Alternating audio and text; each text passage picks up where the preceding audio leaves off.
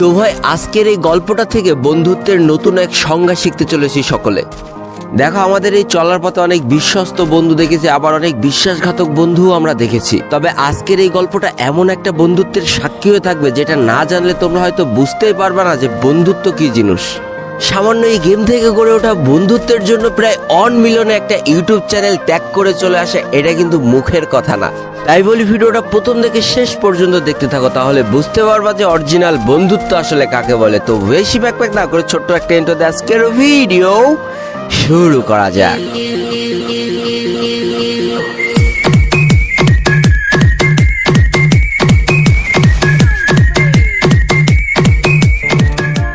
তো আজকের গল্পের মূল কাহিনী শুরু হয় মূলত 2019 সালের প্রথম দিক থেকে। তো ভাই দুইজনের বাসা একই এলাকায় এবং তাদের বয়সের ডিফারেন্সও খুব বেশি না, হয়তো 1 বছর কি 2 বছর হলেও হতে পারে।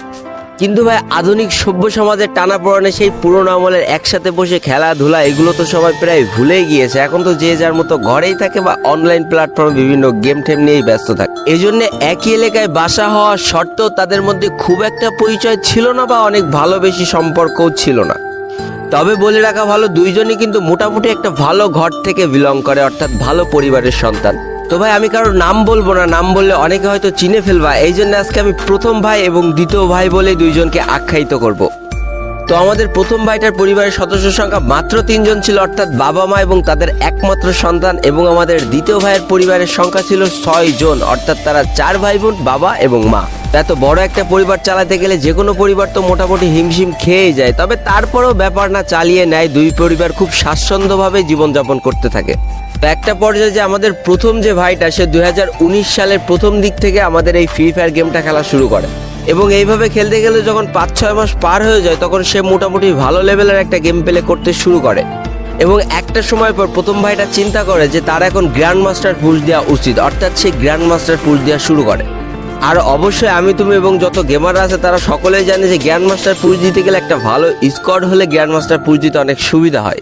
তো যেই কথা সেই কাজ, গ্র্যান্ড মাস্টার পুশ দেওয়ার জন্য সে একটা পারফেক্ট স্কোয়াড খুঁজতে থাকে, অর্থাৎ ভালো টিমমেটদের খুঁজতে থাকে।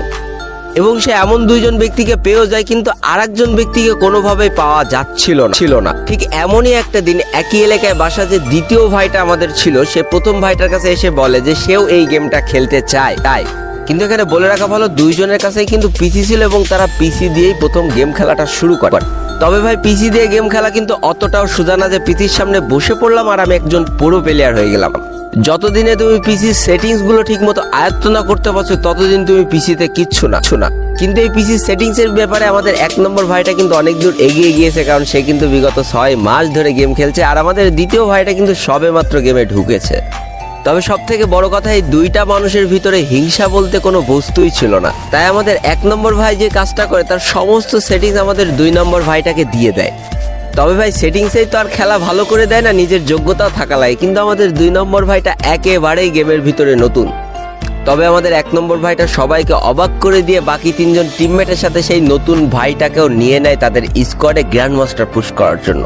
তবে সব থেকে বড় কথা, 2020 সালে সবার ইচ্ছা ছিল যে এই স্কোয়াডটা গ্র্যান্ড মাস্টার টপ অনে যাবে, কিন্তু দুর্ভাগ্য তো সেখান থেকেই শুরু। যতই হোক স্কোয়াডে একজন দুর্বল প্লেয়ার নিয়ে অন্তত সেই আমলে গ্লোবালে টপ 1 ধরা যেত না। তাই তারা গ্র্যান্ড মাস্টার তো ঠিক উঠতে পেরেছিল, কিন্তু গ্লোবালের টপ ধরতে পারেনি। এটা তাদের সবার মনে একটা ক্ষোভ তৈরি করে। তাই তাদের স্কোয়াডে বাইরের যে 2টা টিমমেট ছিল তারা 2 নম্বর ভাইটিকে বাদ দিয়ে দিতে বলে স্কোয়াড থেকে। 1 নম্বর ভাইটা কেন জানি না ওই দিন 2 নম্বর ভাইটার পক্ষ নিয়ে বলেছিল, না আমি যদি গ্লোবালে উঠি তাহলে এই 2 নম্বর ভাইটাকে নিয়েই উঠবো, তাছাড়া আমি গ্লোবালে যেতে চাই না। আর এটার জন্য তখন তাদের স্কোয়াডটাও ভেঙে যায়। তবে একটা জিনিস কিন্তু মজবুত হয়েছিল, সেটা হচ্ছে এই 2 জনের বন্ধুত্ব। আর এবার তারা চিন্তা করে গ্লোবাল পুশ না, এবার তাদের নতুন কিছু করতে হবে। আর সেদিন থেকেই তারা 2 জন মিলে প্র্যাকটিস করা শুরু করে যে কিভাবে তাদের গেম প্লেটা ইমপ্রুভ করা যায়। কথা আছে না, তুমি যদি একটা কাজে লেগে থাকো তার সফলতা একদিন ঠিকই আসবে। আর যেই কাজটা সম্পূর্ণ হয় টানা 3টা বছর পরে 2022 সালে এসে। এই 3 বছরে তারা ম্যাপ ম্যাচ খেলা তো ঠিকই ভুলে গিয়েছিল, কিন্তু তারা নিজেদেরকে তৈরি করেছিল কাস্টমে একটা বিধ্বংসী প্লেয়ার হিসেবে। তারপরে তারা যখন দেখলো আস্তে আস্তে মোটামুটি সবাইকে তারা হারিয়ে দিতে পারছে, তখন তারা যে একটা ইউটিউব চ্যানেল ক্রিয়েট করে। আর ঠিক তাদের কপালটা খুলে যায় 2022 সালে মাঝামাঝি অবস্থান থেকে, কারণ ওই টাইমে কাস্টম খেলার ক্রেজটা ছিল সব থেকে বেশি ফ্রি ফায়ারের ভিতরে। অর্থাৎ 4 vs 4, 1 vs 1 এইগুলোর চাহিদা ছিল সেই সময় সব থেকে বেশি, আর তারা নিজেদেরকে তার জন্যই তৈরি করেছিল। তবে একটা কথা বলে রাখা ভালো, সবার কপাল আমার মতো ভালো নাও হইতে পারে যে 1 টাকা খরচ না করে ইউটিউবার হয়ে গেলাম। তো দ্বিতীয় ভাইটা যখন একটু একটু করে ইউটিউবে গ্রো করছিল তখন তার পিসির গ্রাফিক্স কার্ডটা নষ্ট হয়ে যায়। আর ভাই দ্বিতীয় ভাইটার বাসার লোক গেম প্লেটাকে খুব বেশি সাপোর্ট করতো না, তাই নতুন একটা গ্রাফিক্স কার্ড চাওয়ার ক্ষমতা তার ছিল না। তো এখানে তার ফ্রি ফায়ার ক্যারিয়ারটা আস্তে আস্তে শেষ হতে শুরু করে, কারণ তার গ্রাফিক্স কার্ড নেই, পিসিতে প্রচন্ড পরিমাণ ল্যাগ দিতে শুরু করে। তো আমাদের যে দ্বিতীয় ভাইটা ছিল সে আস্তে আস্তে প্রায় গেম প্লে ছেড়ে দিতেই লাগে, কিন্তু আমাদের প্রথম ভাইটা ঠিক এই সময় তার বন্ধুত্বের আসল পরিচয়টা দেয়। অর্থাৎ তার কাছে কিছু টাকা জমানো ছিল এবং তার সব থেকে শখের একটা ফোন ছিল আইফোন XR, এবং সেটাও সে বিক্রি করে দিয়ে অনেকগুলো টাকা এক জায়গায় করে তার বন্ধুকে একটা গ্রাফিক্স কার্ড কিনে দেয়। আর এই গ্রাফিক্স কার্ডটা তার খেলার স্পিডটা যেন কয়েকশো গুণ বেশি বাড়িয়ে দিয়েছিল, কারণ এটাই ছিল তার বন্ধুর দেওয়া একমাত্র উপহার যেটা তার সব থেকে বেশি পছন্দের ছিল। এটা পাওয়ার পর থেকে তাদের খেলা কয়েকশো গুণ ভালো হয়ে যায় এবং তাদেরকে সবাই ভয় পেতে শুরু করে ওই সার্ভারের। এরপর তারা একের পর এক স্কোয়াডকে হারাতে থাকে, যত ভালো ভালো স্কোয়াড ছিল তাদেরকে 4 vs 4, 2 vs 2, 1 vs 1 পুরো ভেঙে দিতে থাকে, এবং তাদের সমান সমান যত সাবস্ক্রাইবার, অর্থাৎ তাদের প্রায় 1 লাখ সাবস্ক্রাইবার হয়েছিল, তো ওই সাবস্ক্রাইবার যারা ইউটিউবার ছিল তাদেরকে হারাতে শুরু করে। আর যেগুলো সম্পূর্ণ ফেয়ার ম্যাচ হতো তারা স্ক্রিপ্টেড ম্যাচ খেলতো না, আর যেগুলো পাবলিকরা খুব মজা সহকারে দেখতে থাকে এবং তাদের সাবস্ক্রাইবার আস্তে আস্তে বাড়তে থাকে। এই করতে করতে তাদের সাবস্ক্রাইবার যখন 8 লাখ পার হয়ে যায় তখন দুই বন্ধুত্বের মাঝখানে একটা বিরাট সমস্যা এসে হাজির হয়। আমাদের প্রথম যে বন্ধুটা ছিল তার একটা বাইক ছিল এবং বাইক নিয়ে সে বিভিন্ন জায়গায় ঘুরতে যেত এবং তারা দুইজন কিন্তু একসাথেই যেত। তবে হঠাৎ করে একদিন প্রথম বন্ধুটা একা একাই বাইক নিয়ে বেরোয় যায়, আর সব থেকে দুর্ভাগ্যজনক ব্যাপার সে সেই দিন অ্যাক্সিডেন্ট করে বসে। আর ওই অ্যাক্সিডেন্টের ফলে সে গুরুতরভাবে আহত হয় এবং তার ডান হাতটা খুব বাজেভাবে ভেঙে যায়। আর এই কারণটার জন্য আমাদের প্রথম ভাইটা গেম প্লে ছেড়ে দেয়, কারণ তার গেম প্লে করার আর কোনো সক্ষমতা ছিল না। আর সে ভিতর থেকে এতটাই ভেঙে পড়ে যে তার গেম আইডিটা অন্য কাউরে দিয়ে দেয়। আর ঠিক এই পর্যায়ে যে আমাদের দ্বিতীয় ভাইটা অনেকটা ভেঙে পড়ে, সেও আস্তে আস্তে গেম খেলা ছেড়ে দিতে চায়। তবে প্রথম বন্ধুটা কিন্তু তাকে উৎসাহ দিয়েই যেত যে তুই গেম খেল, তুই ইউটিউবিংটা কন্টিনিউ কর। আর ওই বন্ধুর মন রক্ষার্থে সে একাকাই এই যুদ্ধে ঝাঁপিয়ে পড়ে, সে একাকাই নিজের ইউটিউব চ্যানেলটাকে আস্তে আস্তে টেনে উপর দিকে নিয়ে যেতে লাগে এবং সবার সাথে ভার্সেস করতে লাগে। এই করতে করতে আমাদের প্রথম বন্ধুর হাতটাও ঠিক হয়ে যায়, আর ততদিনে আমাদের দ্বিতীয় বন্ধুর ইউটিউব চ্যানেলের সাবস্ক্রাইবার 1 মিলিয়ন কিন্তু পার হয়ে গিয়েছে। তো একদিন আমাদের দ্বিতীয় ভাইটা প্রথম ভাইটার কাছে অনেক রিকোয়েস্ট করে যে তুই আবার গেমে ফিরে আয়, চল আমরা দুইজন মিলে আবার একসাথে গেম প্লে শুরু করি, অনেক ভালো হবে। কিন্তু আমাদের দ্বিতীয় ভাইটা তো নাসরবান্দা, অনেক জোর টোর করে তাকে আবার গেমিং জগতে ফিরিয়ে নিয়ে আসার চেষ্টা করে। কিন্তু এখন মূল সমস্যা আমাদের প্রথম ভাইটার তো আইডিটাই নেই, সে আইডিটাও তো অন্য কাউরে দিয়ে দিয়েছে। তাই আমাদের দ্বিতীয় ভাইটা তার আইডিটা তার বন্ধুকে খেলতে দেয় যে তুই আমার আইডি নিয়ে এখন থেকে গেম প্লে করা শুরু কর, আবার নতুন করে প্র্যাকটিস করা শুরু কর। আর ঠিক তেমনটাই হতে থাকে, দিনের অর্ধেকটা সময় একজন খেলে তো বাকি অর্ধেকটা সময় আরেকজন খেলে। কিন্তু এই যে 6 মাস হাত ভাঙার কারণে গেম না খেলায় আমাদের প্রথম ভাইটা কিন্তু সে আগের মতো গেম প্লে কোনোভাবে করতে পারছিল, অর্থাৎ তার গেম প্লের ভিতরে অনেক ঘাটতি পড়ে যায়। যেহেতু একই আইডি নিয়ে দুইজন খেলে এবং দ্বিতীয় ভাইটা সাবস্ক্রাইবার প্রায় 1 মিলিয়ন পার হয়ে গেছে, ততদিনে সে অনেক ভালো ভালো ইউটিউবারের সাথে কিন্তু পরিচয় হয়ে গিয়েছে এবং তাদের সাথে অ্যাডও রয়েছে।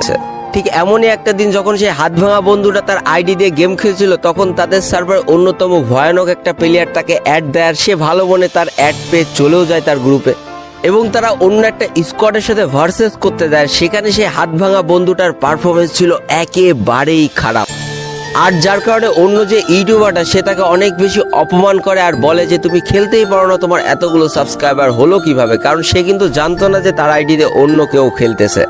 আর এই অপমান এবং কষ্টটা সহ্য করতে না পেরে সে একেবারে গেম খেলা ছেড়ে দেওয়ার সিদ্ধান্ত নিয়ে ফেলে। কিন্তু এই ব্যাপারটা আবার দ্বিতীয় যে বন্ধুটা সে কিন্তু জেনে ফেলেছিল, আর এই জিনিসটা দ্বিতীয় বন্ধুটার অনেক খারাপ লেগেছিল যে একটা 2 মিলিয়নের ইউটিউব চ্যানেল তার বন্ধুকে এত অপমান করলো সামান্য খেলা পারলো না বলে। এটার জন্য সে 2 মিলিয়নের সেই ভয়ঙ্কর প্লেয়ারটারে চ্যালেঞ্জ দিয়ে বসে, ওপেন চ্যালেঞ্জ 1 ভার্সেস 1। আর ঠিক এই সুযোগটাই কাজে লাগে আমাদের সেই 2 মিলিয়নওয়ালা বড় ইউটিউবারটা। সে একটা শর্ত দিয়ে বসে যে তুমি যদি আমার কাছে 1 ভার্সেস 1 হেরে যাও তাহলে মানতে হবে তোমার বন্ধু একটা বট প্লেয়ার বা খারাপ খেলে, আর নাইলে তোমাকে ইউটিউব ছেড়ে দিয়ে চলে যেতে হবে, তুমি কি রাজি? আর ঠিক ওই রাগের মুহূর্তে আমাদের সেই বন্ধুটাও কিন্তু রাজি হয়ে যায় যে হ্যাঁ আমি ঠিক খেলবো, কোনো সমস্যা নেই, এবং তাদের কাস্টমের লড়াইটাও শুরু হয়ে যায়। কিন্তু এটা শুধুমাত্র একটা লড়াই ছিল না, এটা লড়াই ছিল ইজ্জতের লড়াই, এটা লড়াই ছিল একটা বন্ধুত্বের লড়াই। তবে ভাগ্য সেদিন ওই বন্ধুত্বের মর্যাদাকে টিকিয়ে রাখতে পারেনি, সে 6 পাসে হেরে যায়। আর কথা মতো তাকে একটা জিনিসই বেছে নিতে হতো, হয় বন্ধুর সম্মান, নাই হচ্ছে ইউটিউব চ্যানেল। তবে আর যাই হোক, যেই বন্ধুর কাছ থেকে সে খেলা শিখেছে, যেই বন্ধুর কাছ থেকে গ্রাফিক্স কার্ড নিয়ে সে এত দূর পর্যন্ত এসেছে, যেই বন্ধুর সহযোগিতায় সে 1 মিলিয়ন সাবস্ক্রাইবার ক্রস করেছে, সে কোনো মতেই চায়নি যে তার বন্ধু সবার চোখে ছোট হোক। তাই সে জীবনের সব থেকে বড় একটা ডিসিশন নিয়ে ফেলে, সে ইউটিউবটাকে বিদায় দেবে বলে সিদ্ধান্ত নিয়ে ফেলে। তবে তার বন্ধু কখনোই চায়নি যে সে ইউটিউবটা ছেড়ে দিক শুধুমাত্র তার সম্মান রক্ষার্থে। সে বলেছিল যে তুমি ইউটিউবটা কন্টিনিউ করো, আমি ফ্রি ফায়ার জগৎ থেকে চলে যাচ্ছি। কিন্তু আরও একবার প্রমাণ করে দিল যে বন্ধুত্ব বলেও একটা সম্পর্ক আছে, যেটা পৃথিবীর সব থেকে সুন্দর একটা সম্পর্ক। সে নির্দ্বিধায় 1 মিলিয়নের থেকে বড় একটা ইউটিউব চ্যানেল খুব ঠান্ডা মাথায় ছেড়ে দিয়ে চলে যায়। আর হয়তো সে কখনোই হারটাকে মেনে নিতেও পারবে না। সে বন্ধুত্বের সম্পর্কটা সবার উঁচু দেখানোর জন্য সে আর কখনো হয়তো ইউটিউবে ফিরে আসবেও না। যদি তাই আসতো তাহলে আজকে 2 বছর হইলেও একটা ভিডিও হইলেও সে আপলোড করতো। আর তোমরা সকলেই জানো 1 মিলিয়নের বেশি সাবস্ক্রাইবার একটা ইউটিউব চ্যানেল থেকে মিনিমাম কত টাকা কামানো যায়। সবাই বলে না যে টাকাই জীবনের সব, টাকা থাকলে সব হবে, টাকা থাকলে সব সুখ কেনা যাবে। আসলে টাকার উপরেও যে একটা সম্পর্ক আছে, সেটা হচ্ছে বন্ধুত্ব। সেটা আজকের গল্পটা থেকে আমরা বুঝতে পারলাম। তো আমিও চাই আজকের গল্পটার মতো পৃথিবীর সমস্ত বন্ধুর সম্পর্ক যেন এমনই সুন্দর হোক। তো আজকের ভিডিওটা এই পর্যন্তই ছিল। ভিডিওটি ভালো লাগলে অবশ্যই একটা লাইক করে ফেলো, কমেন্ট করো, বন্ধুদের কাছে শেয়ার করে দিও।